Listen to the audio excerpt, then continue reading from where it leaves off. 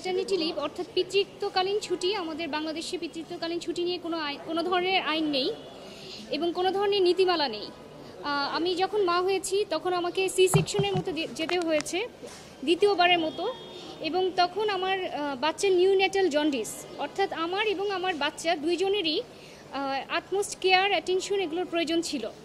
এখন বর্তমানে আমাদের দেশে সি সেকশনের মাধ্যমে হোক আর ডেলিভারির মাধ্যমে নর্মাল ডেলিভারি হোক, মায়ের কেয়ারের জন্য কিন্তু মানুষ পাওয়া যায় না। উপরন্ত আগে যদি কোনো বাচ্চা থাকে এবং সাথে নিউবর্ন যে বাচ্চাটা, তার যে টেক কেয়ারটা, সেটার রেসপন্সিবিলিটি সম্পূর্ণ মায়ের উপর দিয়ে দেওয়া হয়। এই যেটা একজন নিজেই পোস্ট অপারেটেড পেশেন্ট সার্জারির মাধ্যমে যাওয়ার পরে তার পক্ষে আরও একটা ছোট বাচ্চার প্রপার টেক কেয়ার করা, এটা একেবারেই অসম্ভব হয়ে পড়ে। এই জন্য এই ক্ষেত্রে আমাদের দেশে যেহেতু কোনো ধরনের পিতৃত্বকালীন আইন নেই, সেই বিষয়টা নিয়ে আমি অত্যন্ত সাফার করেছি এবং সেই সময় আফটার ডেলিভারি মা এবং শিশু অত্যন্ত ভালনারেবল কন্ডিশনে থাকে এবং ন্যূনতম অবহেলা সেখানে এটা একটা অবর্ণনীয় কষ্টের পরিস্থিতিতে ফেলে দেয়। এখানে আমাদের যেখানে দেখি যে সরকারি এবং বেসরকারি প্রতিষ্ঠানগুলোতে পিতৃত্বকালীন ছুটি না থাকার কারণে মা ও শিশু তাদের স্বাস্থ্যের যখন অত্যন্ত ঝুঁকিপূর্ণ থাকে তারা অত্যন্ত সাফার করে।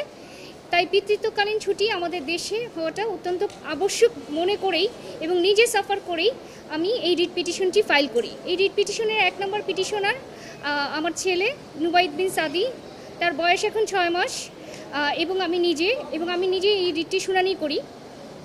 এখানে বিবাদী হিসেবে দেওয়া হয়েছে 11 জনকে বিবাদী করা হয়েছে। ক্যাবিনেট সেক্রেটারি, জনপ্রশাসন মন্ত্রণালয়ের সচিব, আইন মন্ত্রণালয়ের সচিব সহ মোট 11 জনকে বিবাদী করা হয়েছে।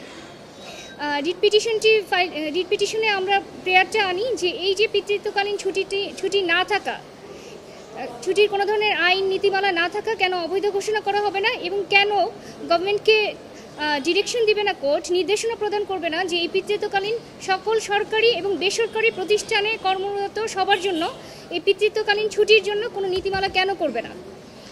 এই মর্মে আমরা রুল চেয়ে এই পিটিশনটি ফাইল করি।